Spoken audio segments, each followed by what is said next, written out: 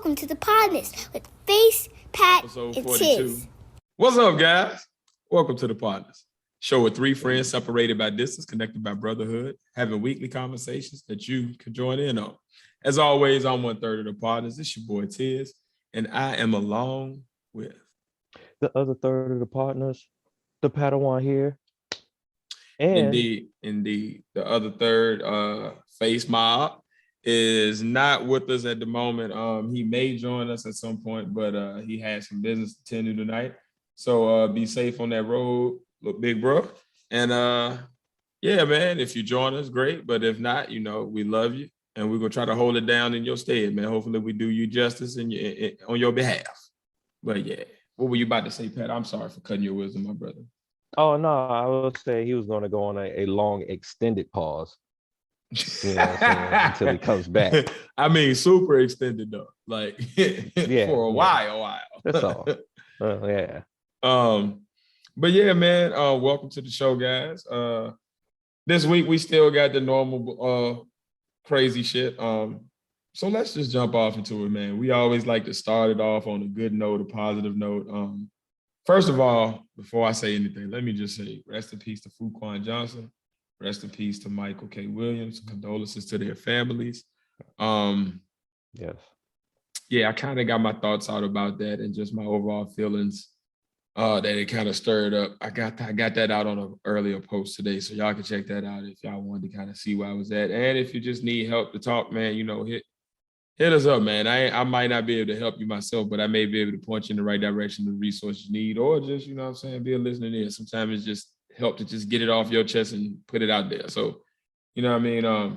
We definitely about having conversations, and we definitely about mental health, and we definitely about just doing whatever it takes to put ourselves in a position to be healthy, wealthy, and live a long life. So yeah, man, condolences to those families, man. And yeah, but makes me even happier to start off with some positive Black news to just kind of put some light into this darkness that may be there for people.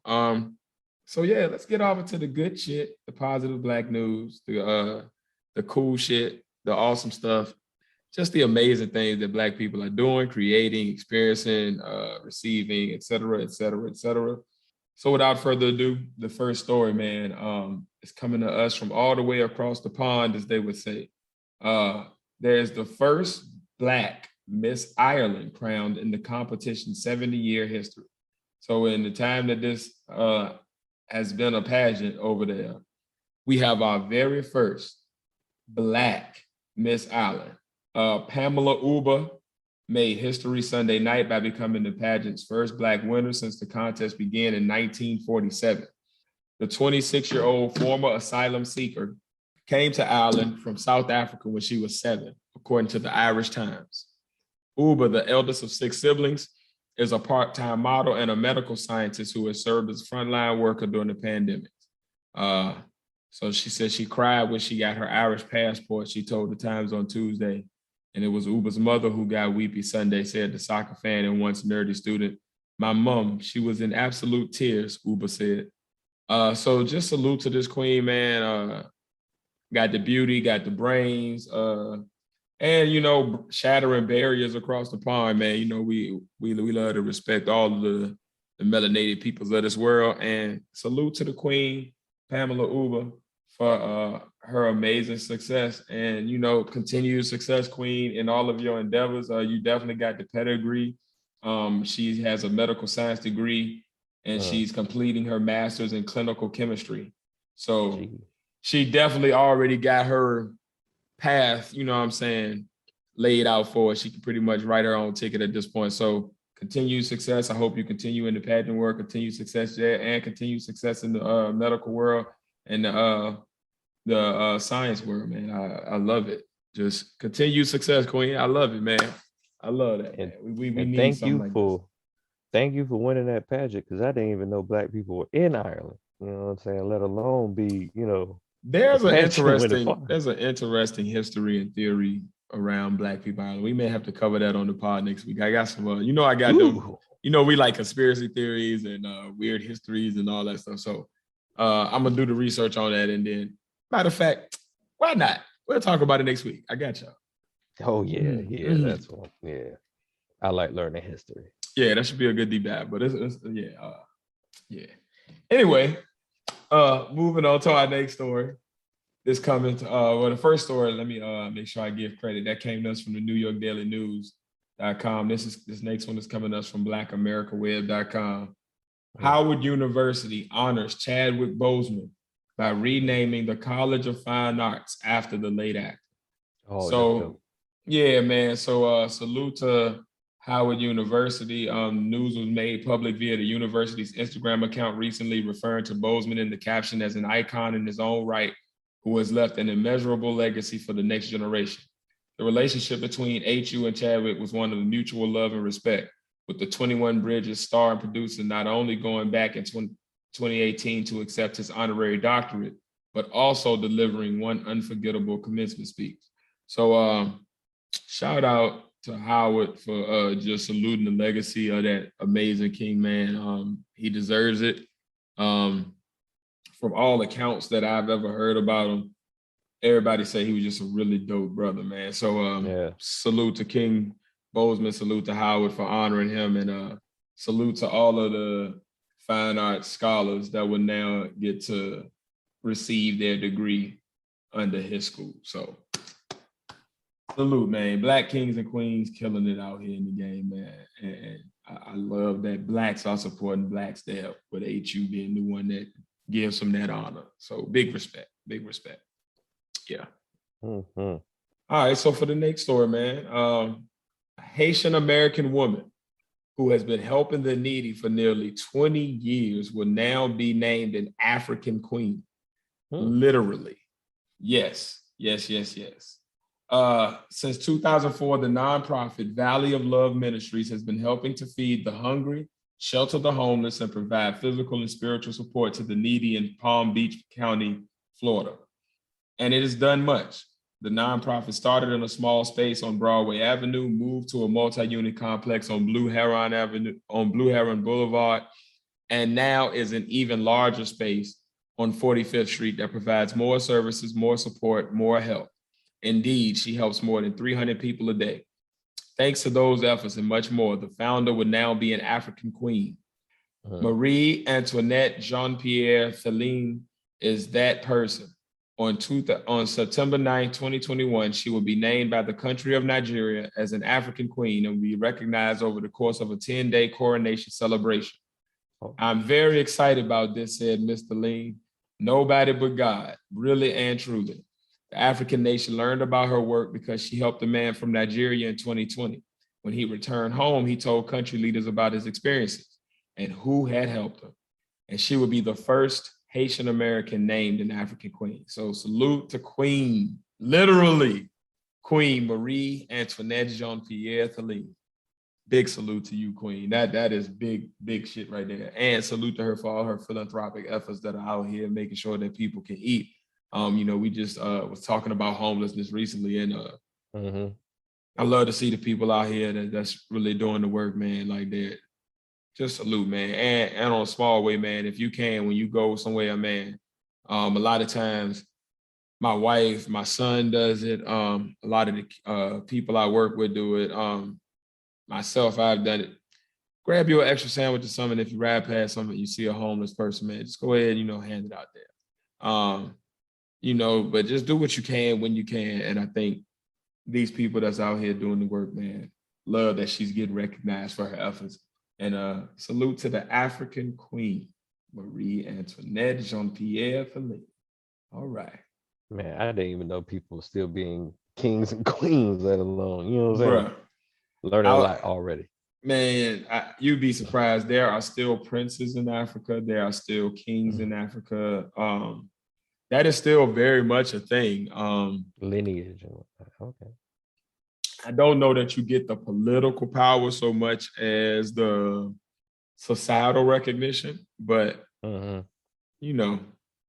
continuing our culture is the main thing, and I like that Blacks from around the diaspora are able to still enjoy and be embraced by the culture that we originally were. You know what I mean? So salute to Nigeria for doing that. Hell yeah. And salute to that brother for going back and like showing that gratitude by making sure he spreaded the good word about the person that helped him. You know what I mean? Like sometimes we get helped and then we forget to recognize the person that helped us, not knowing if that person help that they gave us might have been all they had and now they destitute. You know what I mean? So like, yeah, always remember to reach back, give back, show love to, you know what I'm saying, give honor, or, you know what I'm saying, make sure you recognize those people that pull you up and help you along the way. So salute to that brother too. Big moves out here, big moves out here. definitely. This next story, it's long overdue good news, but good news nonetheless. The Harlem Hellfighters, a segregated World War I unit, earned a congressional gold medal. These brave Black men, who even as they face segregation and prejudice at home, risk their lives to defend our freedoms overseas, says Senator Kirsten Gillibrand. The all-Black Army Regiment, nicknamed the Harlem Hellfighters, battled both the German forces and racism during World War I. Now, more than a century after their service, the unit has been honored with a long overdue Congressional Gold Medal. President Joe Biden signed the Harlem Hellfighters Congressional Gold Medal Act into law last week. Replicas of the prestigious medal will be awarded to the families of members of the 369th Infantry Regiment in recognition of the unit's lengthy service, which included frontline combat and hundreds of lives lost or affected by injuries. So even though it's long overdue, you know, when the right thing is done, the right thing is done. So big respect to the Harlem Hellfighters and their service to this country and to their race as a whole, and just big pride, man. Shout out to those families who are able to now, you know what I'm saying, be recognized and see their ancestors, you know what I'm saying, given the proper respect that they're due. So salute to these brothers, man. And last but not least, we talked about her maybe back when we first started this segment, actually. Nicole Hannah-Jones is launching a literacy program with the 1619 Freedom School. Journalist Nicole Hannah-Jones is launching a free community-based school literacy program with her 1619 Freedom School in Waterloo, Iowa. According to the Associated Press, the 1619 Freedom School will have a soft launch in October at the Dr. Walter Cunningham School for Excellence. A small number of students will begin the program in October before it is open for more participants in January. The program is for 4th and 5th grade students who attend Waterloo Community Schools. The journalist says, despite test scores showing the overwhelming need for literacy assistance in Black students, the program is open to all. We will accept any student who has a need up to our capacity. We don't discriminate based on the student's race, Hannah-Jones said. So salute to Queen Hannah-Jones for making sure she not only talks the talk and exposes and brings awareness to the situation, but she's also out here, you know what I'm saying, doing the work to make sure that the next generation has all of the tools and resources that they need to be successful adults and really take the reins of leadership going forward. So salute to Queen Nicole Hannah-Jones. And that is the positive Black news that you can use. Hopefully it inspires, hopefully it informs, hopefully it just gives you a smile on your face to see other people doing well. So big respect to the kings and queens we just highlighted. And yeah, man, since Face is not here this week, it looks like it's a little early. Don't get me wrong, it's a little bit early. But it looks like it's that time, man. I'm maybe I just had a little dingo off on my phone, pause. I believe it's that time, brother. Well, let's not waste time. Let's not waste any more time. Episode 42. You know what it's time for. The Good and Fuckery. Yeah, I'm gonna make a sound effect. Good and Fuckery. Random ad lib. All right. So I think I'm gonna start off the Good and Fuckery with a random segment within the Good and Fuckery. Right on. I'm gonna call this my song of the week. This is the song I've been jamming for a good week now, and yeah, it stayed in rotation, and I have not got tired of it. So I don't know if y'all know about it, but there's this song with an artist named Baby King, and it's featuring Kendrick Lamar.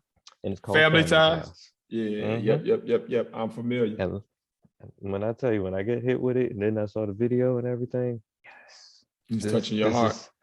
is this is what's been missing for a good minute. I haven't got this There's some energy. high level penmanship on there. I'll tell you that. Got some energy in this stuff, and I'm like, Baby King, he's been on the low. I've been listening to his music on the low, and he got a couple of tracks out there. I haven't heard a song yet from him that I hasn't, not liked, or you know what I'm saying.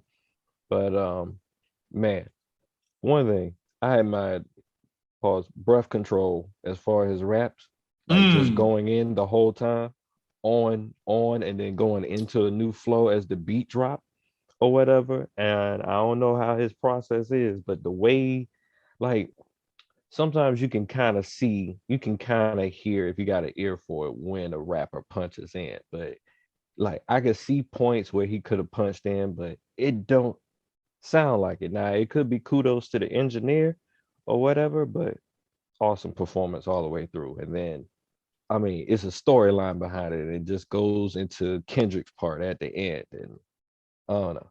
Kendrick's line that he said, that popped out the most, that I liked the most. Y'all need to move right. Y'all need to get right like the ambulance coming. I was like, you know what? I was like, yep, that goes right with, what Tiz said he likes about bars, where, it's right It's there. right there. But why ain't But nobody there yet? yeah. And then the energy in the video, like he started off he started off marching all cool and and then he then like he just going like this the whole time, and then the beat drop, he's like, nah, fuck that Yo, shit, why and then was start rapping the rap in, because that's how he was doing. He was doing like this the whole time, like on the first part, like in the video. Wait till you see the video. You'll know what I'm talking about. He just like, I am the Omega. And then he's like, nah, yeah, nah, y'all fucking with me, man. And then he just go back into the verse again with extra, but this time you're gonna get weak. He's swinging his arms like on beat and stuff. Like, Kendrick is another animal out there, and that's the guy that I'm really waiting for him to drop soon. So that was a good break between the monotony of what's been going on the past couple of weeks in music, pretty much. Indeed. We'll go into There's that been a later. lot going on. We definitely gonna talk about it. Mm-hmm. It's funny how this was gonna go right into this, but next, since we were still on music, Fat Joe versus Ja Rule in the verses, and I thought about this. I was like, you know what, Ja Rule. I'm thinking Ja Rule could sweep Fat Joe. But on the low, I think on Fat Joe's side, he could win.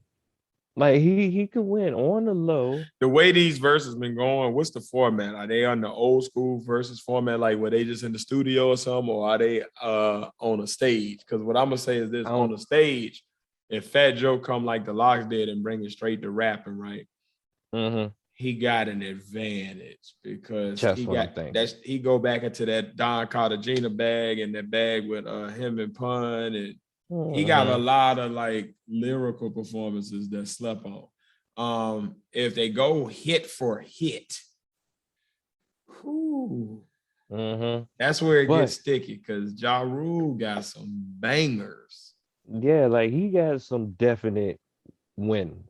You know what I'm saying? Like, so baby girl, like, put it on, man. Yeah. Depending on the song and depending where it's placed, not even depending on where it's placed, he got some definite wins. And plus, he's a writer. You know what I'm saying? So he got songs that he didn't even perform that he could put up there. Like, you know what I'm saying? But Fat Joe has like more years in the game than Ja Rule, so he has a bigger arsenal. You know what I'm saying? Like and then on the low, he got some sleeper hits that you don't even really think about. Because he got the lean back bag, the make it rain bag, he got some Khaled Jones. He got a couple of Khaled Jones. Yeah, he got I know he got one song. I'm gonna tell you, like I told me. He got some Jones, man. And that's like from the 90s on. Some say I Kelly, just some say Khalid. 10 years down and I'm finally free. Yeah, yeah. If no, you but want to, we can supply you. I'm sorry. I don't remember that Y'all beat in know, my man. head, We man. getting into the witching now, man. We got 30 minutes before 11, boy. It's about to be the witching now for me. You know, We I'm getting a taking little over. loopy. Little loopy. One city at a time. But yeah, I definitely okay. The more we talked about it, the more I could kind of see it. It's gonna be It's gonna be neck and interesting. neck. It's gonna be Gonna be neck and neck. interesting for sure. Uh, For I sure. think so. Um, into some fuckery and music to promote his new album. Lil Nas X released his pregnancy pics. All right, moving on. This, yeah, that was weird. That Hey was man, real weird. all right. This is what I'm gonna I say blame on that. Boosie. The trolling, I get. Okay, we trolling. That's the new thing. Ha ha. He. But the effects of that, the conversations Mm-hmm. that kids are now having with their parents that they shouldn't probably be having at an earlier age because they're being exposed to something that they don't understand. Mm-hmm. I think that goes into where, like, with great power comes great responsibility. Like, when you have an audience, when you have a platform, the bigger it is, the more responsible you should be to think out your strategies, to do, kind of live out the Hippocratic of, like, do no harm. Like, the most you can do without harming folk. If you can do it without harming, try to do that. Like, you don't have to say it in that way or present it that way or something. Like, I feel like that's the shock value is cool for the adult audience, but for the kids that know him and like look at him, because Old Town Road was a big song for like a lot of kids. Mm-hmm. So he got to realize his audience and kind of read the room and just, yeah, come on. I think this is Come on, man. a new thing for like media on the low because like we really don't have like I don't remember a artist that like was big amongst children in the younger ages or whatever that did wild shit or whatever. Not to say that it wasn't somebody out there, you know what I'm saying? But Mhm. even though if they did stuff, it was like on the low, pretty much until the internet. That's real. but That's real. but like, oh man, this is something new. This is some new territory we're walking into, man. And it's like I can feel how I feel about it, but somebody's gonna feel some type of way about that. So let me just say it. Let me just say it. Um, Parents guard your children. Just guard your children. Yes. That's what I feel. Because Yes. this we're in the wild west of the internet, and they're gonna do whatever the fuck they want. Because Lil Nas X is technically still a child, pretty much, and and just like children, they're easy to be influenced or whatever. So I don't know who's around him, or I don't know if he's making this on his own. Because some people just want to see the world burn. But whoever's making these ideas, Baby, he's just going bang. along with it. He just seems to be going along with it with no consequences. And Right. I don't know if this dude was a Lil Nas X lookalike, but I don't know, it was a video I saw on YouTube, and Lil Nas X looked like he was going with some type of it was a girl. It looked like they were like buddy pretty much. And then somebody said, "Look, are you Lil Nas X?" or whatever. And I'm like, and then I posed a picture like, if this is really him or whatever, like that's some split life shit right there. Like seriously, like are we really looking at a clone? What's going on? This is another good and fuckery conspiracy theory. Hey man, this clone stuff is starting to get a little weird. I don't believe it, but the cases they be saying be like, Look a little different. maybe. Mm-hmm. Yeah, I'm gonna look Technology into is that. getting really, really out there, Yeah, you can 3D print about anything. And you never know what technology can do right now. We're all in the system. They 3D print livers and shit. Yeah, yeah. That's one of the things. That's one of the little art things I be looking at on Instagram. People be doing the 3D prints of like, actual scenes in the comic book and stuff like that. But yeah, that's how they really do it. That's how it start off. No, I they think 3D print actual organs already. like I see, I never heard it gone that far. They Like, take you know what I'm saying? organic tissue and they do it. Like I'm pretty. You go ahead, but I'm gonna look that up. But I'm pretty sure I read like maybe last year about something like that. Oh shit. That shit's crazy. That shit's crazy. So if they can do that, you know what I'm saying? Who knows what else can be done? 3D printing human organs with stem cells. Okay, so would the only one that's been transplanted is a bladder so far, Mm, but they've already transplanted a bladder. wait. Just wait. I thought I read about something that was transplanted about them organs. So the next thing is kidneys, livers, hearts. No, They no doing some more, Lovecraft no more country waiting. shit. I mean that. No more waiting lists for organs and shit. Like what you need. Get them shits like at the grocery store. What you need? What you need? A heart? What you need? A spleen? I got some spleens over here. Got an extra appendix. What you missing? A gallbladder? Oh, we Gotcha.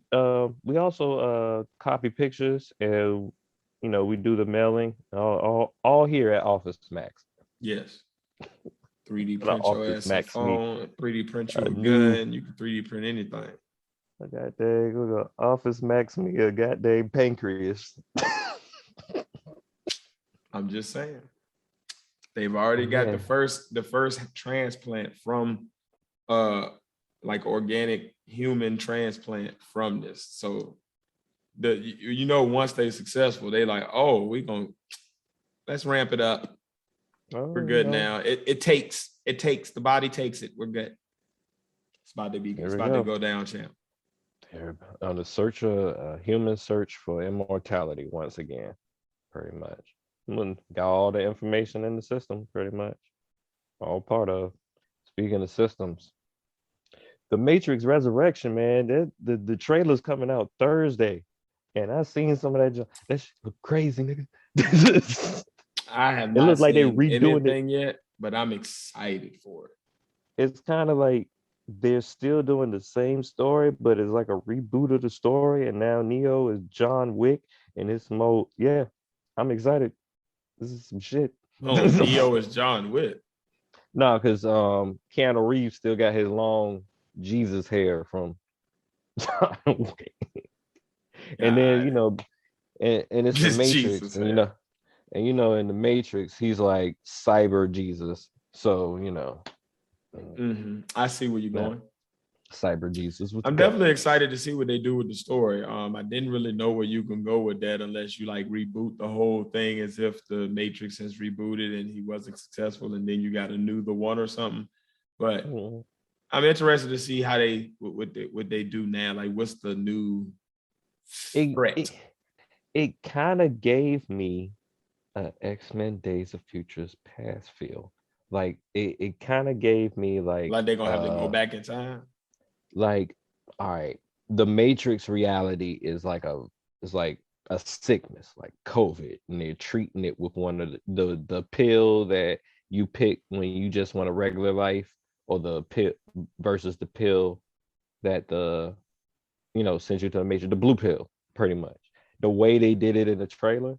So yeah, it looks like almost like they're going on the big pharma scare on this one. This might be a stretch. Okay. This might be a stretch. But I'd be interested in that though. Like I said, I'm just interested to see what new angle they take on the story period.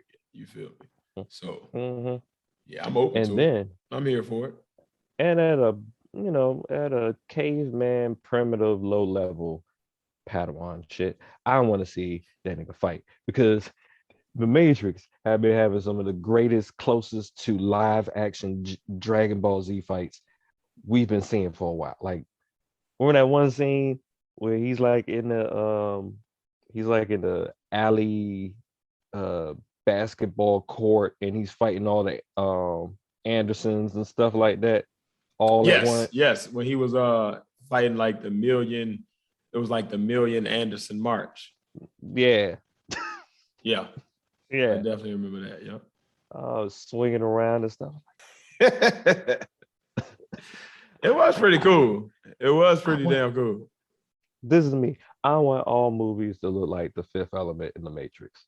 I don't know about that. I would say this I is do just like an exaggerated certain aesthetics of it, but expression. I don't know about do I want all of them. That was Not all movies, but I'm just saying how it'd be a lot of shit fanatical, going on. like how addicted to sci-fi and that cyberpunk movie type or whatever. I just want to see what the future looks like. That's why I'm addicted to it. Futurist. Tony That's real. Stark's. That's real. Mm, I can respect it. all right, so let's get into the stupid fuckery. I mean, let's get right into it. Well, this is dude or whatever. He is a conservative. This is a black guy. He's running for the governor of California. Larry All Elder. right. Yeah. He was on Candace Owens. Coon Rocket, go. Coon Rocket. Yes. I brought this up just so you can say that. That's it. That's the only reason why I brought this up. Oh yeah. Just so you can Big say Coon that. Rocket energy over there, buddy. Yeah, buddy. All right. Logic and common decency. Larry Elder White Man. That's what he talks like. What benefit do you get out of it other than having the white man's hand up your ass so you can, like a puppet, so you can say it? Coon Rocket, go. Coon Rocket. Like, I just don't see it. And then the only reason why I even know about this person is because he said that outlandish shit on Candace Owens. No, so other than that, he had I want to say he had a TV show back in the day, man. Like in the 90s, early 2000s. Yeah, I want to say it was like one of them fake judge shows or something like that. One of them type jumps where he would like do cases, but it wasn't an actual court, but it was like a court. You know them fake judge shows. You know what? California, man, and their history of like I'm from the streets, so I'm gonna get you.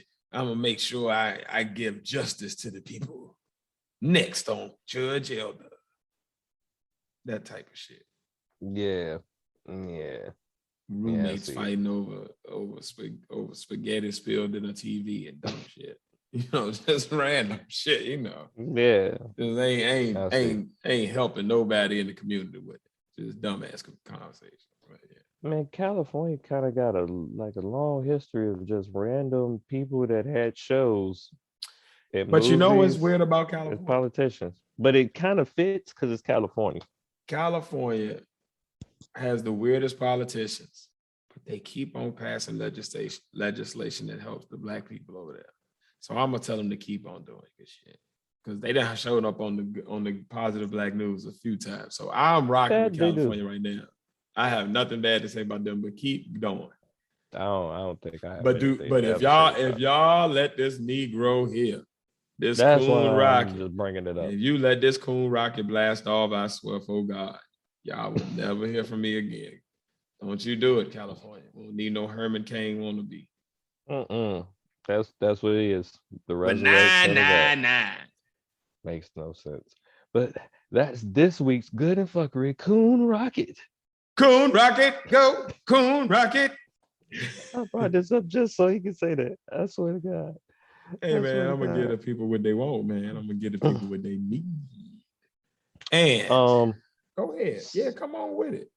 Somebody else that probably is cool with Larry Elder, who also had a show, is guy caught up in the news again for some reason because he's 33% Apache, and because Eminem raps, he feels like he could say the N-word. I'm talking about Tecumseh.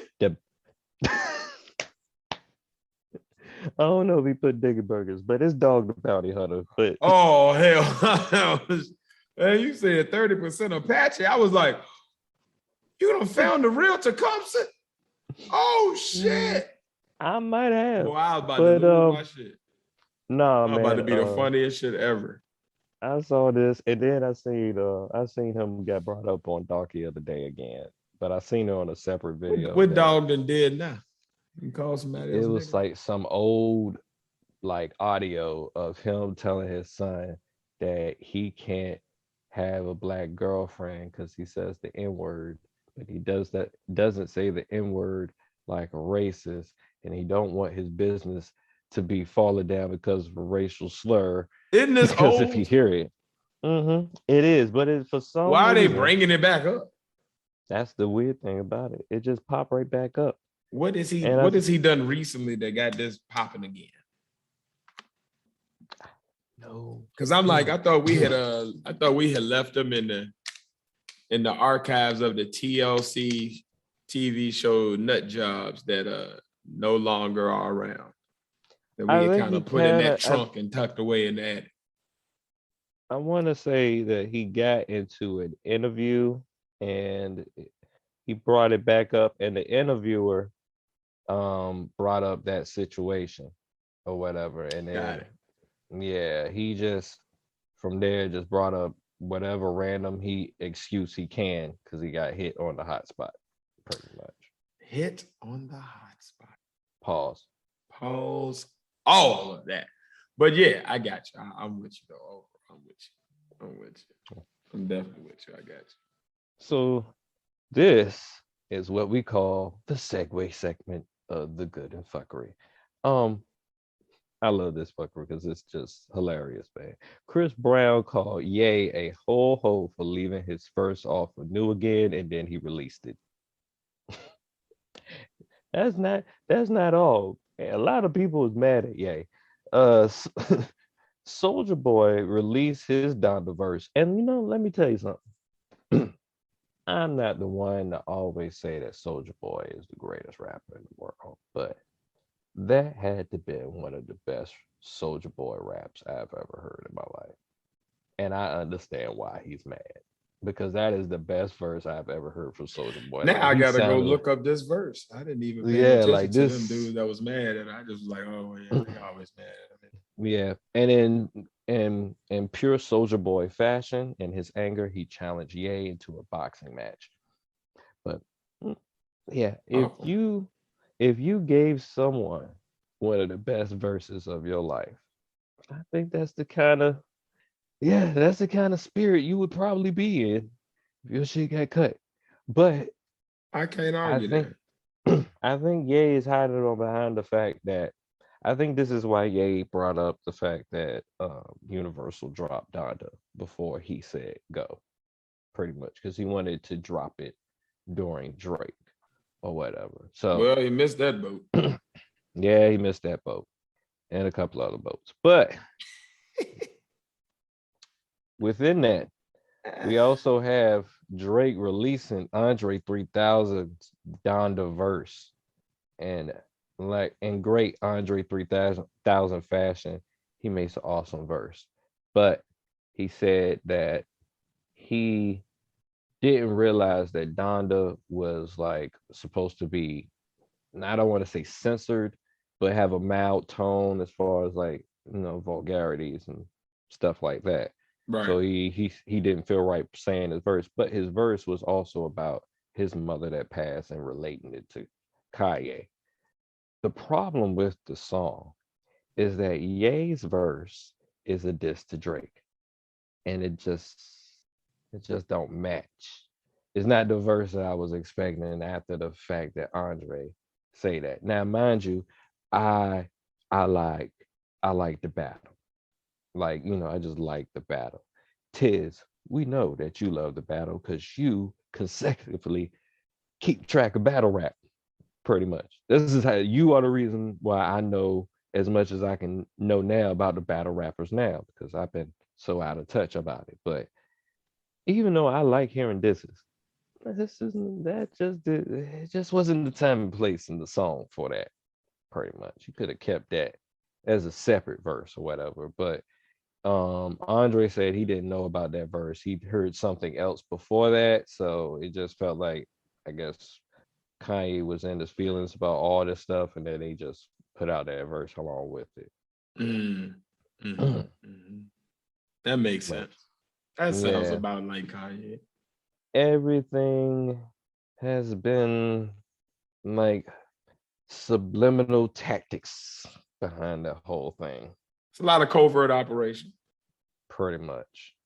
So yeah, and being that, I would say I felt like those were good subjects brought up to end the good and fuckery off with, to I go think right they were into it. amazing topics.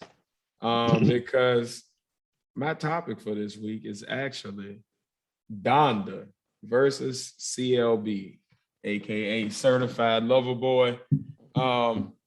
Song for song, which was your favorite overall and why? What's your final thoughts on the album, your thoughts on the beef, etc., etc., etc., etc. Yeah, man, let's get off into the shit, man. I got notes, y'all. I got notes.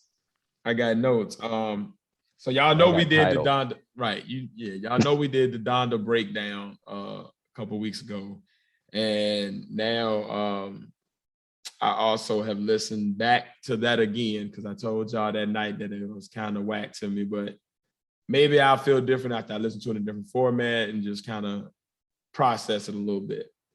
So I'm gonna give y'all my thoughts on Donda second because we've already talked about Donda. So I feel like I want to give Certified Lover Boy its proper due as well. So I'm gonna just start off kind of from near the beginning. In the Bible, growing to love that song.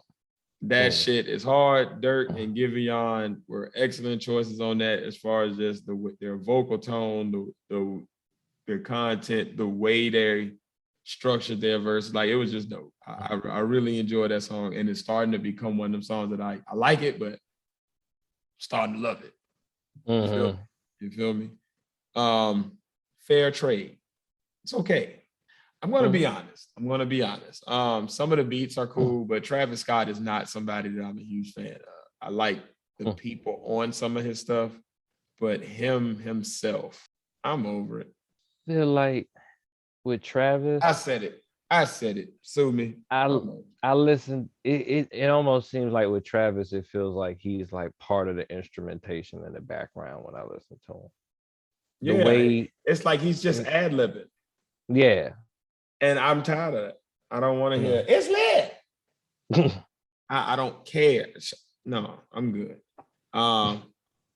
It's one of them things where I'm tired of him. So like the song falls victim to that a lot. That was true. Okay. TSU. I like this. I like this. I like this. You gave me one of This is where the your big album college started feel. to pick up for me. Yes. This is the album started to pick up for me. This is where Drake kind of hit that mid-range between singing and rapping, where he's kind of like just in his bag. It was just a perfect Drake song. The vibe was right. Beat selection was A1 on that one. Dope sample. Yeah, I like it. I like it a lot. Then we get to In Too Deep. When I heard that damn Get Throw sample, Yeah, that was my y'all shit. know I'm a UGK guy. I'm definitely a Bun B guy. Definitely Pimp C guy. Love them. And as soon as I heard that, I was like, so I'm gonna be honest with y'all. The entire song, I've listened to the song now 3 times, and I keep trying to pay attention to what the fuck is being said. I just hear that beat. The beat, whoever made that beat, kudos to you. A1 production. I love that. So that was one of them where it got carried by the fact that I just love that original song so much. They had me as soon as I heard the sample. I was like, oh, yep, you got I it. say I say kudos to any producer that can like make a classic song that was already great and make it something of their own or whatever. Cause it's like it's so many that like do that and it just sound like the novelty sample pretty Yes, much. Like, you know what I'm saying? So like turning it into something new, when you can turn it into something new, that's awesome. absolutely. So and he did Absolutely. that with that beat. He definitely did that with that beat. That beat is fucking amazing. I'm going to have more to say about the lyrics at some point, I'm sure. But right now, The beat, yeah, you went inch and Okay. deep is a hit, and 40. his flow pattern on it was hard. I like it. It was 40. All right. So I looked Okay, it up. It was, good job, 40. 40. Good job, 40. Alex, Lustig, Kid Masterpiece, Harley, Arsenault, and Noel. You know, it's a lot of people The in the crew. industry. You know what I'm saying? So it's probably the people he was vibing out with. And they were putting their, expertise in. Well, they did their damn thing. Yeah. Shout out to the squad, the whole damn squad. Shout out to y'all because that shit is masterful. Yeba's Heartbreak. From a technical aspect, this is probably the best song as far as like just musically. This is probably the best song, but it didn't even have Drake on it. It's kind of like on Dram's album where he had the not Dram's album, where Chance the Rapper had the drum song where he was like, that was probably the best song on the album as far as musically, just from a whole composition. But it had nothing to do with Chance. So like, I don't know if that's like a new trend where you get like somebody to just come in and do something beautiful on your album just as like a piece of art or what that is, but I like it. He said he's done that before. He done that on a couple of albums. I think he did it with the dude Sampa or forgot his name, but he had a whole interlude to himself or whatever, and it was just mostly him the whole time. But he's done that a couple of times, man. And then, there's other artists that done that. Okay. Jay-Z did that for Memphis Bleak a couple of times. So, and I like it. And I like when they do it with these type of songs where like it's a hip-hop-y album, more, leaning toward that vibe, but then you slip this piece of art in there that's just like, oh, that's beautiful. So yeah, Yeba's Heartbreak, definitely probably the best song. Not my favorite, but definitely one of the best songs on there. No Friend in the Industry. Hard as hell, got the 3-6 sample, so it slaps. I like it. Drake was floating on that shit, talking his big shit. And I'm a fan of shit talking Drake. I'm not gonna lie. I don't care who's writing his rhymes at this point. At this point, I just like it. It sounds great. When Drake raps, I love it. Yeah. I've been waiting for an all rap Drake album, which I'm never gonna have for the longest. It would be nice. What I'm saying? If it was just little, even if he gave us an all rap mixtape, he didn't call it an album. He just gave us like him rapping over, like the little EPs that he be having. That's opposite aside. But yes, but no friends in the industry. You got a friend in this industry over here, champ. That was A1. Good shit. Good shit. My favorite song on the damn album. Oh, I knew it. Knife Talk.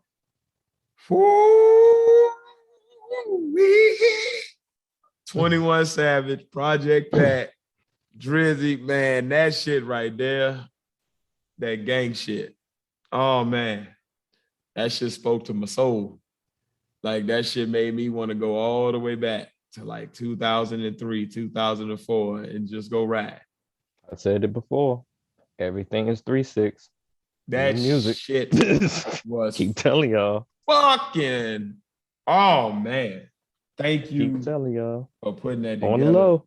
Knife Talk is definitely my favorite song on this album, hands down. Not even close to nothing else like this. As soon as Project Pet, I was like, Project Pet, oh! Man, you can't do no better than 3-6, baby. I'm telling you. I want to bring up that 21 Savage is on the low, being a feature king, just like J. Cole. On the low. Yeah, Savage. He's been hopping on. Savage went in on this one. He definitely been hopping on everything, and then none of his verses have been like a slack verse. They seem to. No, he seems to be 21 getting is better. rapping. 21 is rapping. Yeah, he's getting better and better. He rapping, and I respect it. Salute. It's a knife, and Knife Talk is my favorite song on the album, hands down. 7 a.m. on Bridal Path, the shots at Kanye and maybe Kendrick. I love it. Definitely a lot going on. Love it. I said it earlier. Shit talking Drake. I'm a fan. I like this heavy talk. The big things are going. Big The fire Drake, and condom head. the Drake that just happens to notice the time in the morning in a certain place, that Drake, he's always spicy, man. He's Yeah, whenever always it's something AM somewhere. there's Like always some shit, bro. Like Drake is not a morning person. mhm. Like, I feel like after midnight, Drake just starts to get crankier and crankier as it goes on. And the later it is in the And morning, another thing. the more angry his verses get. Like, I feel like it starts off really subliminal if it's like 2 a.m. Then it gets a little more angry and a little more perturbed, but it's still kind of under the surface if it's like 3, 4 a.m. You know what I This nigga blame? get to that 5 to 7 a.m. range, man. He airing shit out. He don't give a damn. He get in his Jay Prince bag. I don't tell you why, yo. He by then, champagne poppy, the champagne done kicked in. Done kicked in at that certain time of the night, and there ain't nothing left but champagne honesty. And Yeah. and At he that you know time of the what? night, that nigga done ran out the champagne. He drinking wine coolers. He done moved on to Smirnoff Ice. He done just, I'm about to vent I'm gonna all tell my these shit. niggas what the fuck I gotta say. They gonna keep calling me light skinned. I am, but you know. The next thing is gonna be like it's gonna be like 8:45 in Eiffel Towers or some Boy, shit. I'ma tell you, if this Negro get to 10:52, somebody gonna die. 9 a.m. in Dubai. That's gonna be some crazy shit. Drake, Cause don't you steal that. Or at cause least give Pat his writer's credit. I'm also a writer. I'm not a biter, I'm a writer for myself and others. And another thing. But 7 a.m. on Bridal Path was definitely dope. Race My Mind is a good dope track to groove to. When I heard it, it made me want to just like either go stepping or just kind of slide with my lady, you know? Just wanted to grab the wife and just kind of like, yeah. Good background music. Yeah, boom, boom, boom, boom. You know, you just ride with your people. You know, it's a good vibe. It feels good in your soul. It's like a good plate of turkey and collard greens with some yams, some cornbread, and some mac and cheese and shit. You know, it's just couldn't get with the Fountains vibe. The music musically from a technical aspect is actually good. I get the art of it. It just ain't my taste. That's really just all it was. I just was like, yeah, I'm good. It just wasn't hidden for me, but I get it. This cup of tea ain't got enough sugar. No, that shit was real bitter. That shit was like when you get your order wrong at Chick-fil-A. Boy, that shit bitter as hell. It came out of nowhere because like the past few songs before that was just like bam, bam, bam, bam, bam, bam, bam. Bops. All this damn Indian shit. I just want ready for Bollywood.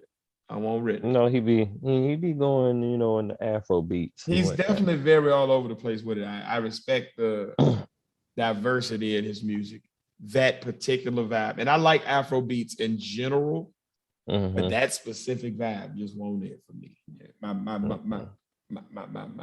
My ism couldn't ism with it. Get Along Better is dope as fuck. Definitely an interesting perspective.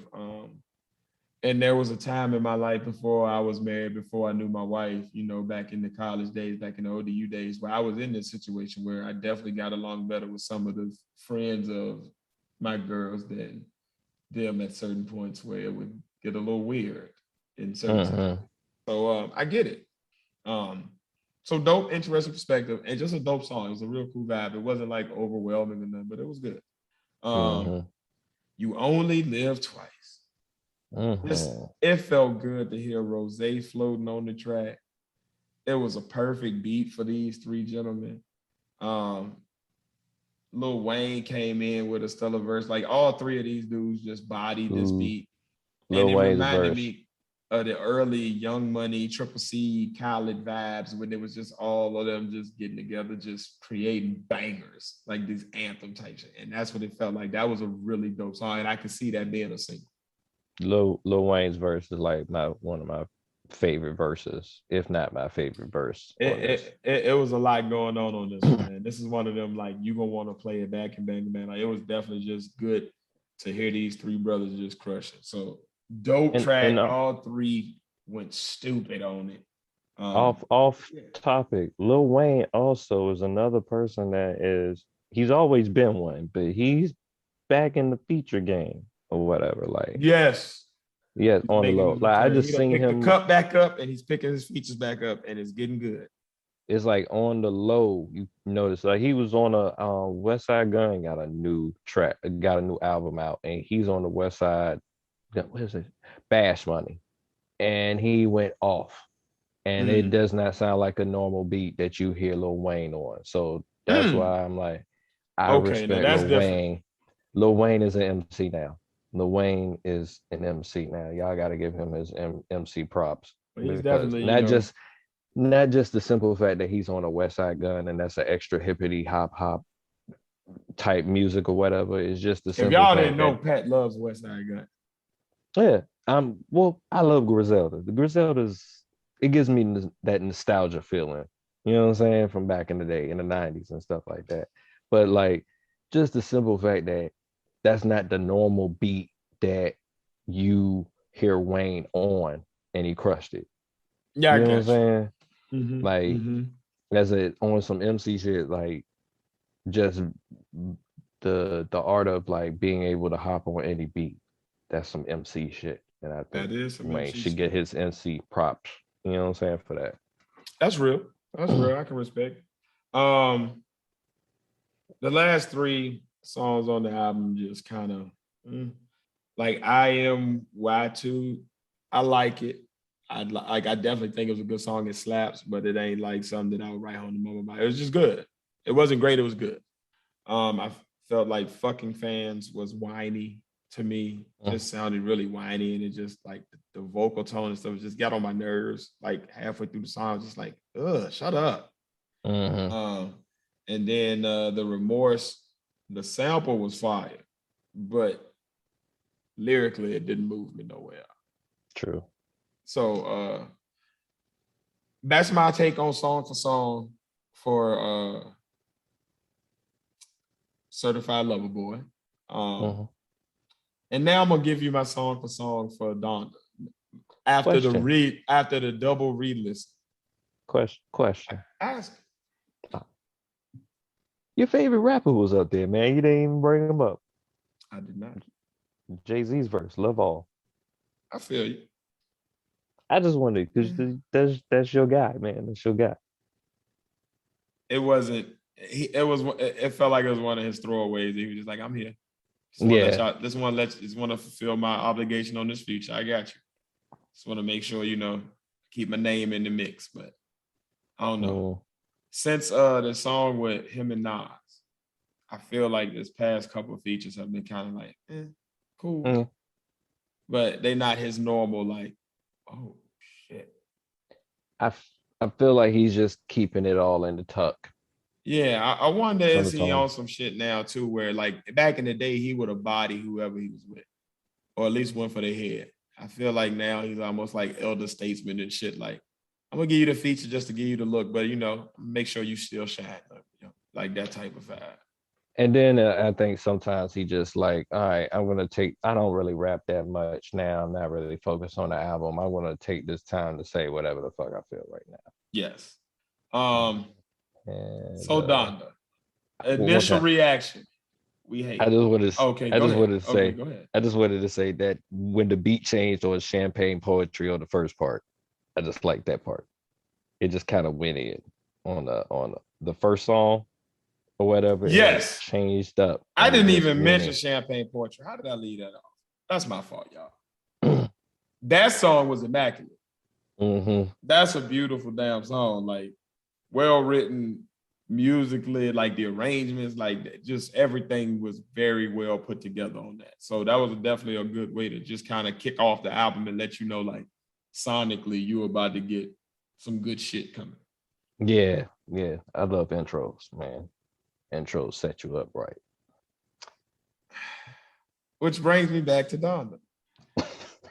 Now, we if you've seen our review of the album already, then you already know how we felt about it on the initial listen. And that was my first time listening, period. So, yeah.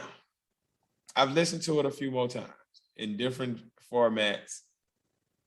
My opinion has changed a little bit, but I'm gonna just go song for song. The Donda chant was lame. It's stupid. It's fucking stupid. I think that's a consensus. It's the dumbest intro I've ever heard in my life. It's stupid. I think I my don't know brother why he said the did same it. thing. I don't know why he did it. There was so many other things he could have did there. It was stupid. It was a waste of his mother's name. It was stupid. It was stupid. It was stupid. I'm gonna just call it what it was. It was lame. And now the rest of the album. Jail Part 1. Loved it. Jail. Okay. So I'm gonna get to the part 2, but in general, Jail is my favorite song right now. Period. In any genre of any music of any that album. So I'm gonna just get that out the way right now and just say it. I kind of called it that night on the live, but I've definitely made it a card confirmation. It has definitely become my go-to song right now. Like, I love that fucking song. It is amazing. You know I'm big on stadium songs. I love songs that like feel like you in the crowd, like, guess who's gonna take it? Yeah, I like that old rock vibe where you just selling out a crowd and that Jimi Hendrix playing the national anthem, like that shit that just like you get goosebumps when you're in the crowd and everybody's chanting. You know what I mean? So I could feel that being one of those, and I think that's why it's my favorite song. I'm biased to stadium music. My favorite song by 702 was I Still Love You for the real reason. It just it has a stadium sound. I like big stadium sounding songs. So I'm going to just put that out there. Jail is my favorite song, period, right now. Now I'm going to say this. I like Jay-Z's verse on it. It was dope. Jail is my favorite song right now. I'm going to get back to Jail when I get to Jail Part 2 and bring it all the way home and bring it full circle at that point. God Breathed was too off kilter for me. The beat went hard. It was just sonically for me, I couldn't get through maybe the first 30, 40 seconds. And then my brain was just like, it's too much. I can't. I don't know whether it was his tone of voice or the cadence or what was going on, but it was just like jarring to me sonically. And I just didn't like it. I would say on God Breathe, I was like, what got me was the hook. I was like, you know what? This is that's a crazy concept to think about.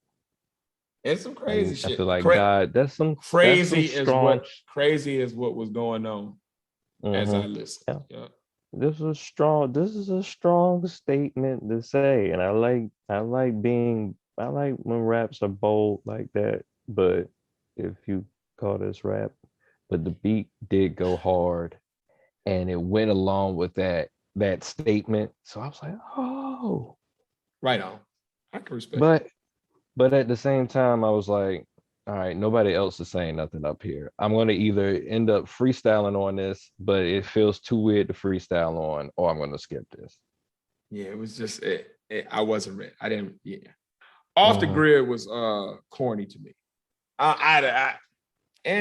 Is what it is. It's the hook.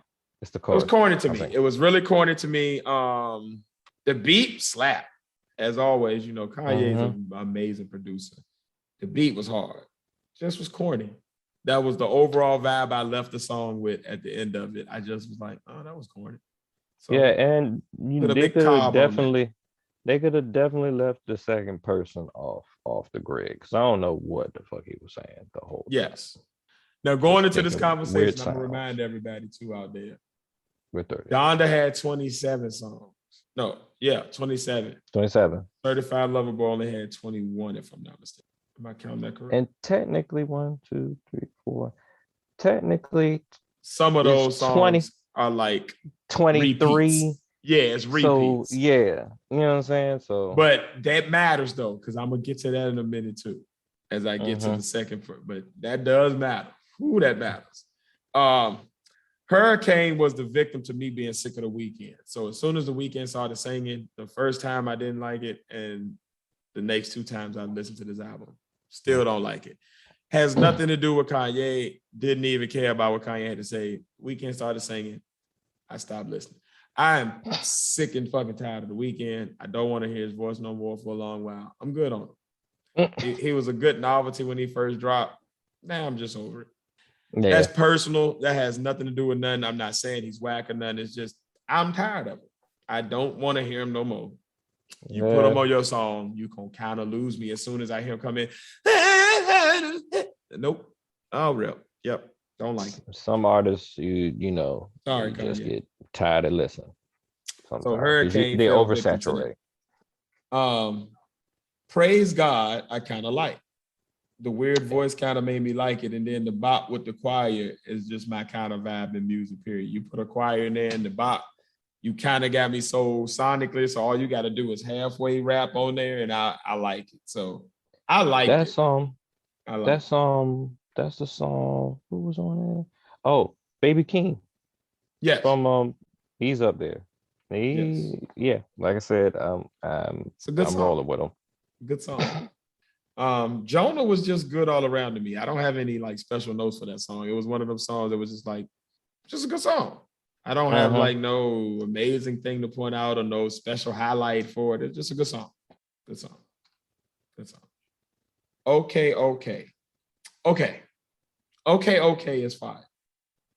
The beat and the overall song, the flow switches, it's like a whole experience. I like the hook. Okay, I'm not okay. That may be my mantra right now in life. So I really rock with it. I'm gonna get to the second version of that at the end. I fucks with the okay, the first version. I fucks with it. I'm gonna talk about the second. Don't talk about the second version yet, please. I'm not because I haven't, tell you the truth, I haven't really even listened to the second version because I haven't gotten, like, I've heard it, but I haven't even gotten to it for real. When we get off, just do yourself a favor. I am. All right. So the overall thing with Donda for me is that it's like after a while, the shock and gas factor that I was rolling with on it, it kind of just dies out at the end. It's like I get what I get out of it. I like it, and then I just get tired of listening to it, and I skip to the next track. That's what it's been feeling like to me. I can understand that. Yeah, I got a question at the end of this, so I'm gonna let you expand upon that a lot. Oh yeah, that's why I'm just say that part first and then go about it. That's real though. I understand what you're saying for sure. The Junior song is funny to me. Junior Watanabe. I don't know what the hell none of that means. I don't know who that person is, but Junior, that song, I like it. It's funny, so I like it. It's one of them songs that like he ain't talking about shit, but I like it. It rocks. I just don't know what he's saying. And I'm wondering if he said something and he just reversed it. Because it sounds like he's saying something in reverse. I don't know what the hell he's talking about, but I like it. It's one of them weird songs. It's just like, I don't know. I couldn't even tell you why I like it other than it's funny. It made me laugh. I can't tell you what he like, and I enjoyed it. Like, it was enjoyable. I don't know what he's saying. Like it rock. He got a box. Believe What I Say has the hard sample. When you need a good song for drunk nights, when you just like vibing out with your girl and your friends and y'all just kind of chilling and you having a like kickback or something, you need some good ambiance. This is a good song to throw on. Dope. The sample is fucking, between these two albums, the sample games, these producers was putting them on. Like the samples were fucking crazy. They've been treating this like this is Michael Jackson and Prince. So boy, that production was stupid. 24 is dope as fuck. The great gospel vibe. So I love gospel. That's kind of my main go-to these days. The Sunday service choir has been giving me my rides to work pretty much on constant rotation for the past 2 months. So I was all about 24. The whole vibe of it was right. The gospel vibe was right. I'm definitely all about praising the Lord. And it was just a dope song to me. I really enjoyed that song. Like, it was a very good spiritual vibe. I felt like, bouncy. I felt blessed at the end of that. Remote control is dumb. That's all I had here on my notes. Remote control is dumb. I like the beat on it, but yeah. It's just, I don't know. It sounds like a throwaway song, but I like the beat on it. Yeah, he could have done something else. Moon is different, but it's a great musical experience. The guitar chords and the falsetto harmony were just really a good combination together. It was just really like beautifully arranged, like the choice of wording, like it was just a beautiful song. Like that's one of them songs that's just like where Kanye showing off his production skills as like a producer, not a beat maker. And he's like putting the right arrangement together, the right chord there together. Oh, this perfect instrument would go perfect with this vocal tone right here in this key. Like it was just a beautiful experience. So Moon is definitely one of my top songs. That's the one with Kid Cudi up there, right? I believe so. Yes. Hence the name Moon. Because he's the Moon Man guy. So yeah, that fits with him. Heaven and Hell is cool at the beginning, but that yay scatting at the end can go. Yeah, it just went out like when he started getting into that weirdo shit, I'm not ready for it. I'm not there yet personally. Progressive, I'm not progressed to that level yet, so I'm good. He can keep that the second half of the song. He can have the first half. I liked. Donda reminded me of my granny, so I resonated with the emotion he was going for. So that song, like, it was definitely like I felt his love for his mother. I felt that connection to like your lost loved one. So it definitely took me to an emotional place of like longing and like thinking about my loved ones and kind of just having that moment. So that one, I really like that one. I think whatever the emotion that he was trying to invoke, he got it with that one. He nailed it. And just a dope little dedication to his mother. I respected it. Keep My Spirit Alive, go extra hard. That's all I had for it. So go extra hard. That song, go. I rock with that shit. Yeah, I like that one too. That shit is hard. And then Jesus Lord reminded me of the old Ye. It felt like he kind of went back to like his old ways for a second. The Jesus content, the beat, just the whole thing. The features were epic. Did not see Jay Electron coming out of nowhere out of 30-year hiatus. It fits. He damn sure ain't see that coming. On the low, he been, dropping on different people's stuff too. That shit on the low. He came in with some Jay Electron back in his bag. And then the Locks picked straight the fuck back up from where they left off from Versus. Like, damn. All three of them niggas just went the hell off. You like rapping? You like the old Ye? You want to feel like you're back at like the late registration college dropout days. This was the song for you. Jesus Lord was that. It was really that nostalgic Ye. Yeah. What a lot of people started liking Ye for in the first place. It was dope. I like that. And they definitely just came right off the plane from the Verses and put that verse down from just what I heard. Hey, good day. Gotcha. And crush that shit.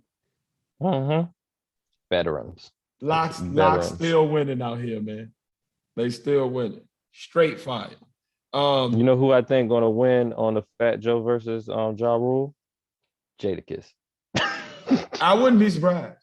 I would not be surprised if at the end of everything he's standing on the stage, dropping the mic, standing with his arms out like they play that the king again. They play that 100 clips thing. He'd be right there in the middle. But back to Donda. New Again, I only like the choir parts. I could care less about the rest of the song, like literally the rest of the song. Everything but the song. They could have went a cappella and just gave me the choir parts. I would have rocked with that. And that's probably why Chris Brown is mad. Tell the Vision is cool, but it gets redundant fast. That was actually it's kind of repetitive. That was on Pop Smoke album. That was the drill song, right? That was actually on Pop Smoke album, and then I guess he just put it up here because EGA. The song is actually hard. It's just that beat, like they looped it without any bridge, anything. It's just that, so it was just kind of like redundant. Lord, I Need You is just a beautiful song to me. Like, yeah, it's real. Yeah, if you ain't heard the Donda album, like I ain't trying to spoil it for y'all, but listen to that You song. can't spoil it, That man. It's song is not like beautiful. it's not like I can beatbox Kanye's production. So No, this is true, but it's a beautiful song. It's a beautiful song. Please go listen to it. Poor Souls is my shit, and Roddy Ricch's verse reminds me of how far I came. This song had me really thinking about just like success and just not success necessarily even from a monetary standpoint, but from a growth standpoint of just like growing out of certain mentalities and growing into more successful ones. Just like it was a very uplifting song and I liked it. It was very like I felt inspired after that one. And I just love Roddy Ricch, man. I think he's fucking underrated right now as far as just make like I haven't heard him on anything and he was whack. Everything he touches is just beautiful. I love his flow. Yeah. I love his the way he floats and makes melodies out of all of his shit. Like it's just dope. So yeah, Pure Souls. Come to Life is pretty good. The piano is extra dope. I don't know who the hell that is on keys, but they are fucking amazing. They own like Alicia Keys type level to me. Like they're just like those keys were beautiful. I wish he would have done more with No Child Left Behind because the organ is so crazy and the hook was fire as hell. So I'm just not sure what happened with that or whether it was just meant to be like that. But I think a lot of this stuff was unfinished. No Child Left Behind just feels, that's exactly, No Child Left Behind just feels unfinished. And then we get into what I call the appendix songs, which are like the remixes of the originals. Yeah. Jail 2 is my actual favorite song. The baby verse on there is... It's the baby, man. It's the baby. Bruh. The baby was a grown man on that verse. That verse right there was fire as hell to me. To me, you hear me. When I tell you, like, it ain't many times I'm going to compare verses with Jay-Z and say somebody else had the better verse, but the baby win this one. That shit was hard. I just wish they put the song together all at once. And the way he made it relevant, though, to like, he's talking about one thing, but he makes it feel like he's talking about a woman. I'm going to let people out there hear the song and figure out what he's talking about. And people who know, but I love that. I love when people do that. And they do it where they actually mask it. Like, people would actually hear that song, and a lot of people might not catch some of the little intricacies that give it away. You feel me? Yeah. That shit was dope. That shit was dope. That's what you call lyricism. Yes. The baby is... People don't give him credit for being a good rapper. Like, past all the controversy, to me, the baby is just a good rapper. Like, I don't know. That's my opinion. But at the end of the day, that's the first thing I listen to. He fire. Can you rap? Can you rap? And he can rap. He can fucking rap his ass off. What was the next part 2? The next part 2 was Okay part 2. That shit is hot fire upon them head. Me listen now. When I tell you, I wanted to just put lighter to an aerosol can, go to a club, and live out the belly scene with Lennox. Like that shit, when that shit come in, oh my God. Yeah, I'm listening to that. Oh, yo, okay part 2 is hot fire upon them head. And that shit made me push in that jail for 1A, 1B status type shit. That shit is hard. The features are hard. The whole that shit just goes so hard. Yes. Definitely a great remix. That one right there is, it's Jail 2, okay 2 is like pushing. Junior part 2 is a bit more serious this time in the second half. I feel like the feature grounds it a little bit more and takes it a little bit more out of the funny realm to me. They give it a little bit more of like, okay, now I'm with it. I understand a little bit more. So definitely like that. What was the other part 2? Jesus Lord. Okay, so Jesus Lord 1, that was what it was. It was just the old yay. Jesus Lord part 2 is the one with Jay Electronica and the Locks, where it's just, yeah.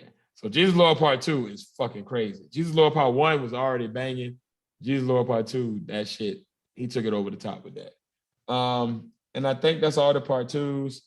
So song for song, album for album. Who you got, Pat? Donda, CLB, and why? See, this is the thing.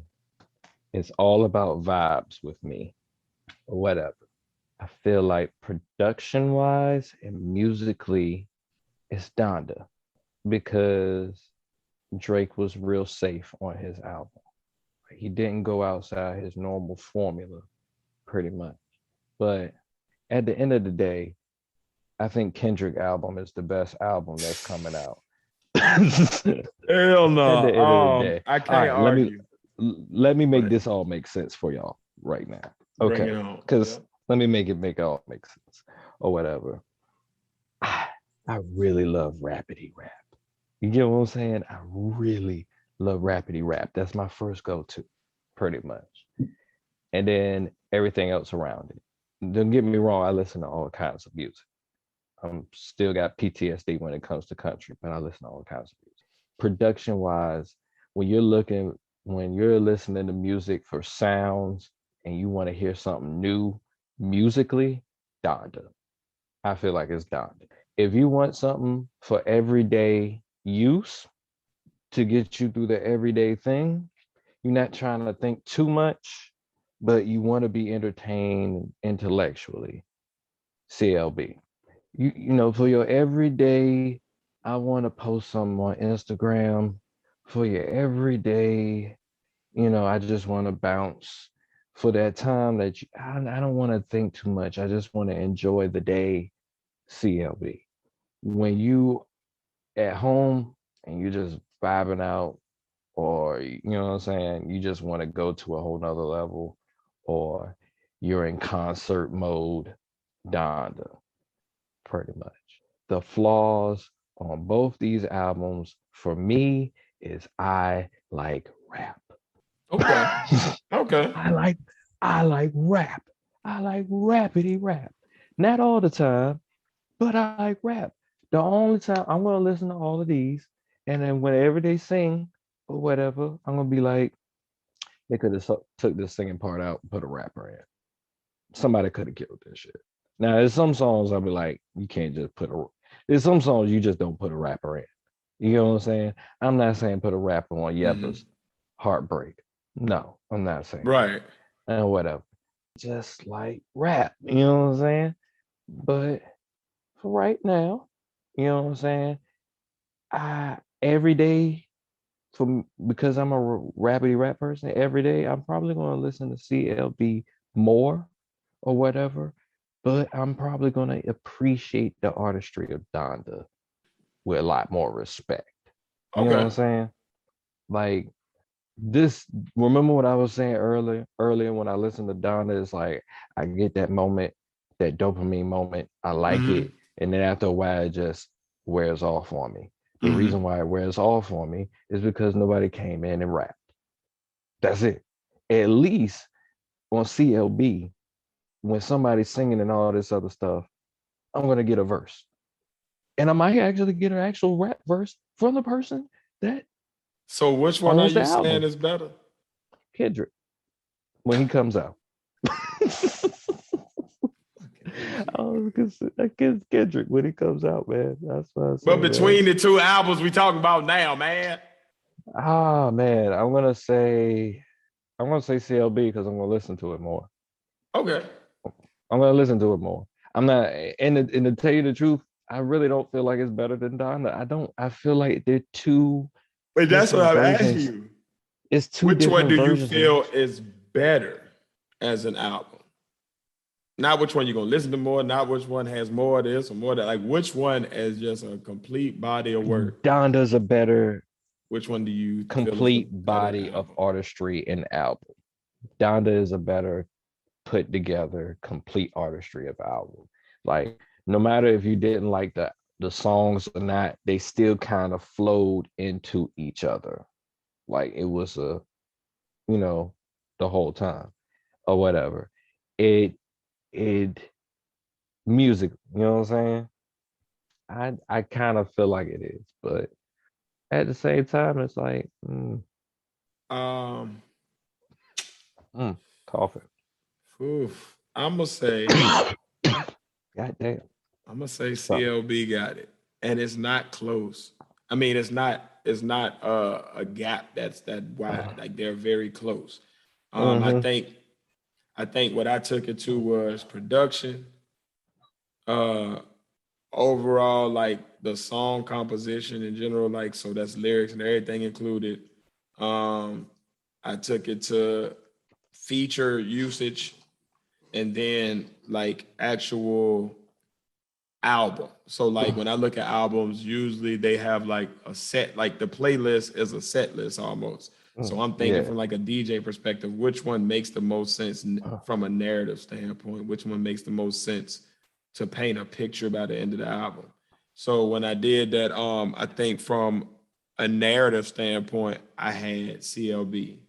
From a production standpoint and overall composition standpoint, I had and lyricism. I had Mhm. Donda. For lyricism, though, I had CLB. That's how I feel. And then it kind of came down to like feature usage. That was the deciding factor for me. Like they both had amazing features, but who used them better? And to me, Kanye had two songs where I feel like he made the most out of his features. Whereas on CLB, every time a feature came in, They I fit. feel like that was the perfect placement for them. You maximized what they do to enhance your song. You didn't like they didn't get minimized because of how you used them. Yeah. I felt like on some of the songs, like with Roddy Rich, like I feel like he could have done way more with that song had Kanye opened it up. But I feel like because Kanye's producing, he's telling them what he wants him to do. Like that hamstrung some of his full potential that I've seen him do on other songs. So I feel like because of that, Drake gets it. I definitely feel what you're saying though, as far as like I put it like this. Kanye got some songs on there that will be in my everyday rotation, but Yeah. I will probably listen to the whole album of CLB more than I will Donda. Like I'll pick and choose certain pieces of That's how I Donda to feel. pick, but I probably will not listen to that album again as a whole album, probably ever. CLB, I can see me sitting down and just playing that joint from the start all the way through and just letting it rock for a minute. You know what I mean? So I think that's Hmm. the deciding factor for me too. But Donda is See? definitely like I can see though. This is the weird thing about Donda. Donda has its effect on me because of every time I've listened to it, I've picked up on something different. I've heard Yeah. something different in a verse that made me like a certain song a little more. I've heard a new sound or so I feel like by the end of like I would love to come back to this in like a month and see which one grew on me the most. Cause I feel like in Mm-hmm. a month, Donda may be the one. Mm-hmm. And I may not really care. I may be doing the picking and choosing from CLB by then. So I don't know. But See, yeah. this is what bring me. I know after a while I'm gonna get tired of CLB because everybody's on it right now. You know what I'm saying? I'm gonna get Mm. tired of hearing it all the time or whatever. But right now is a better complete thought than Donda. Yeah, Like, yeah. I and that's definitely why agree there.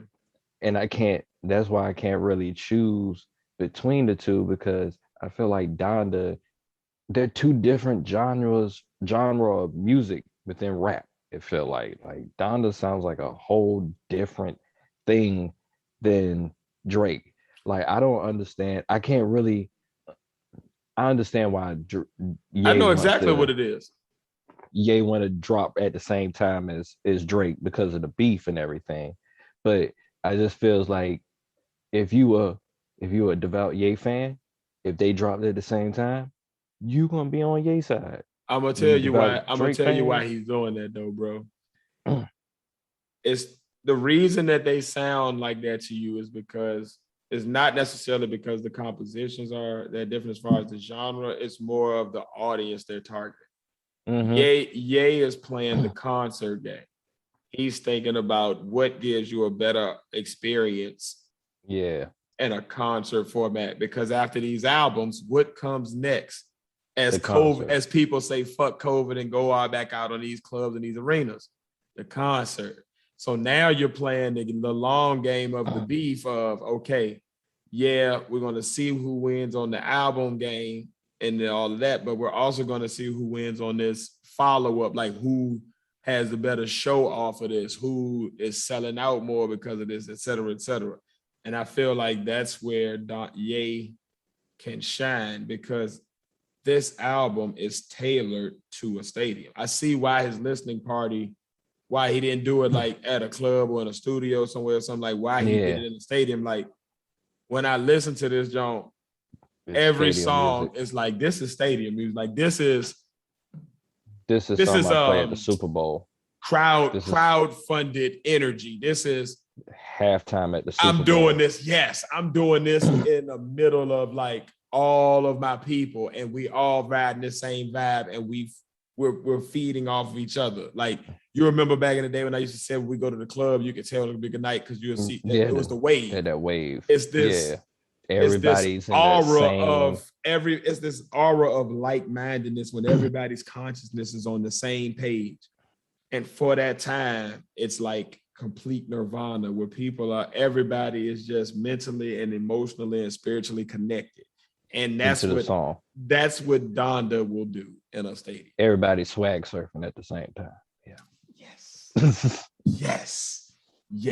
So that's why I said like I can see this album over time becoming bigger, because when you start to put visuals and the whole presentation around it, Donda has more breadth. It's a bigger canvas to paint on, if that makes sense. Kanye always go for the long game though, because for the simple fact that like the way he thinks, he's always thinking in the long game. And then like if you think about it, all the songs, all the albums, like my beautiful dark twisted fantasy, whatever the fuck how you say that shit, they consider that a classic, but they weren't really saying that at first. But now that everybody goes back to it and everybody live with it, you know what I'm saying? He's going for the long game. But Drake is definitely going for the radio hit right now, which he's got it. He is the all-time MVP champion of that shit. Yeah, he's definitely the sales king. And he's got another one that's going to generate quite a few singles. He's got some bangers on there. That's why I say I don't see why, like, I see why he wants to drop at the same time as Drake, but it still wouldn't make any difference because the people that listen to Drake don't care about what, Kanye. Now, I'm not going to say that because they still have there's still like a lot of people that listen to both of them. Right. Pretty much. There's probably more people that listen to both of them than just, Ye fanatics over Drake fanatics, because it's the same kind of vibe or whatever. But right. Donda is something totally different. It's definitely Donda is an experience. Mm-hmm. CLB is an album. Donda is a thing. It's a presentation. It's a Broadway play. Yeah. Pretty much. Yeah. Indeed. So big facts. At the end of the day, Kendrick has the best album between the Donda versus CLB beef, even though nobody has heard anything about it yet. But he just registered all his songs in, so we're gonna get it soon. And after a while, I say Kendrick because I know I can get the good balance of both Kanye and Drake at the same time with him. It's a message. I can get some not club, but like radio songs. And he gonna talk cash shit to Drake too. He's gonna talk all kinds of cash shit, and I love it. I love it. Shit talking Kendrick is a beautiful thing too. Oh my God, yes. I'm all about it. Oh my God. I feel elevated. Every time I listen to him. Like I never heard anybody that talk shit, and I feel elevated when he talk shit. Yes, I am a king. He give you that uplifting verbal ass whooping. I'm the Alpha and Omega. He whoop your ass and then help you with your posture. Come on, baby. Put your chest up. Put your chin out. Don't walk with your head down. Like, after he don't kick your ass all around. But yeah, Mm. definitely looking forward to that so we can talk about that as well. And I tell you who got the best fucking merch in the world. Hmm? Fucking rtradeclothing.com. Hey. rtradeclothing.com. rtradeclothing.com. rtradeclothing.com. rtradeclothing.com. Where you can get all of the latest fashions from your boy, Face Mob. Bizarre. Absolutely everything you Face want, in the from place. hoodies to socks to sweats. Bucket hats. You can get clothing with our face on it. I They got even got socks. you can get the official Good and Fuckery shirt. Just a bunch of stuff on there. Please go check it out. It's merch on merch on merch. The official Podnas merch is on there. All of Face's original designs are on there. If you hear some from one of our episodes and you want Face to make a shirt out of it, let us know, because he's definitely that quick. So yeah, man, rtradeclothing.com. That's ARTRE clothing.com. That's ARTRE clothing.com for all of the Promo Partners code. merch gear, promo codes. Hit them with them. Pat. Promo code Pod Squad 83, all caps. PODSQUAD 83, all caps. 15% off total purchase. And the second promo code, FACE ITP. So that's PHACEITP, and that's free shipping between September and October 1st. Indeed. And yeah, man. If you want to support financially and you don't, you just want to donate and support the cause, support us, support the content, so we can continue bringing that good stuff to you. There's several ways you can do that. You can always just straight out donate by going to your Cash App, hitting $ Podnatiz1. That's PODNATIZ1. Or you can actually donate for as little as $1 on our buymeacoffee.com, the page at the Podnas. Literally buymeacoffee.com/the Podnas. You can donate for as little as $1. You can also sign up for a membership for as little as $5. The membership gets you exclusive access to unedited episodes of every show. You get to see all the behind the scenes and before recording fuckery that we get into. You get access to our Discord, so you can reach out to us directly. You get access to members only events, members only content, members only videos. You get access to Pod Squad giveaways. You get access to special promo codes for even better deals on the merch. You get exclusive first looks at certain merchandise drops. So it's a lot of good perks that come with that. And if you also want to be a member, you can also do the exact same membership over on patreon.com/the Podnas. If they want to get in touch with us, Pat, they ain't want to donate. They just want to support or show love to us on our other platforms, see some of our short form content, our memes, etc. Talk to us, kind of build with us online. How can they get in touch with us, Pat? All right. So like, share, comment, and subscribe at THEPODNAS. And that's the TikTok, that's the Instagram, that's on Twitter. You can find us, search on Facebook with THEPODNAS. And it's also Tiz Face Pat, all the partners on Facebook also. Yep. And we have a live show. You didn't ask us, but if you have videos you want us to react to, send to either one of our social medias, especially Instagram. It's easy for me to just pick it up from Instagram there. And yeah, we'll have it on the next live show every Sunday. Indeed. We do user videos. We even take live user videos. So come on through, kick it with us. And it's a good chance for us to let our hair down together before the week starts and just kind of act food, talk shit, react to wild stuff, give our unasked for opinions on random topics, give bad advice to people, just all kinds of funny stuff.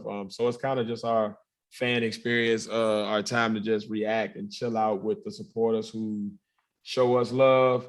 So come through, kick it with us, man. You didn't ask us, but and if you can't remember none of this shit I just said, you'd have forgot already everything that Pat just said. Who did what with the who?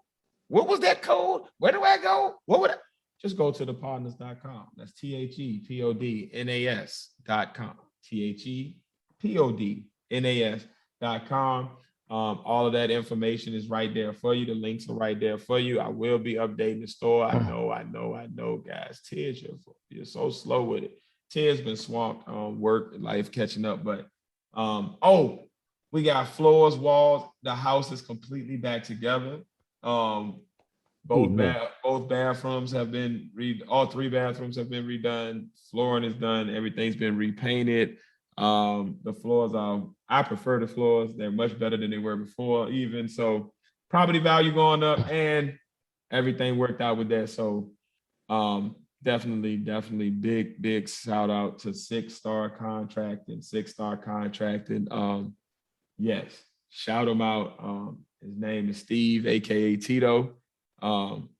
Super fast. We thought this was gonna be like damn near like 3 to 4 week project. He came in and basically 2 weeks of actual work, not including like the holiday and weekends, but like in about 14 days, dolo, everything done to a high quality. Like if you came into my house right now, you wouldn't even know we had anything done. It would just be like, oh, that's so nice.